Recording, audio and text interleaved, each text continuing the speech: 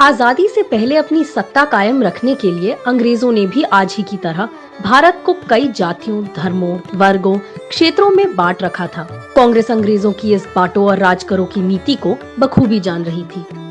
इसलिए कांग्रेस ने महसूस किया कि अगर भारतीयों को जल्द ही एकता के सूत्र में नहीं पिरोया गया तो आजादी की लड़ाई कमजोर पड़ सकती है। रहमतुल्लाह सयानी की अध्यक्षता में 1896 का कलकत्ता अधिवेशन इस दिशा में महत्वपूर्ण पड़ाव साबित हुआ। इसी अधिवेशन में पहली बार बंकिम चंद्र चट्टोपाध्याय द्वारा लिखे गए वंदे मातरम को अपनी आवाज देकर गुरुदेव रविंद्रनाथ टैगोर ने आजादी की लड़ाई में जोश भर दिया। वंदे मातरम से माता की वंदना करने का अर्थ निकलता है और उस दौर में भारत माता की आजादी और वंदना ही हर भारतवासी का लक्ष्य बना हुआ था। आंदोलन की विभिन्न रैलियों में जोश भरने के लिए गाए जाने वाले इस गीत की लोकप्रियता से भयाक्रांत होकर ब्रिटिश सरकार ने इस पर प्रतिबंध लगाने की तैयारी कर ली। तो आवाजें आज ही नहीं दबाई जा रही हैं, बल्कि अंग्रेज भी यही कर रहे थे।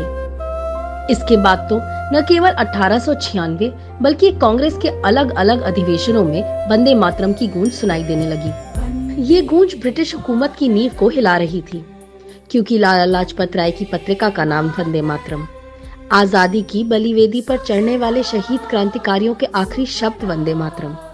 भीकाजी कामा ने जर्मनी में तिरंगा फहराया तो उसमें वंदे मातरम। पंडित राम प्रसाद बिस्मिल की पुस्तक क्रांति गीतांजलि में वंदे मातरम।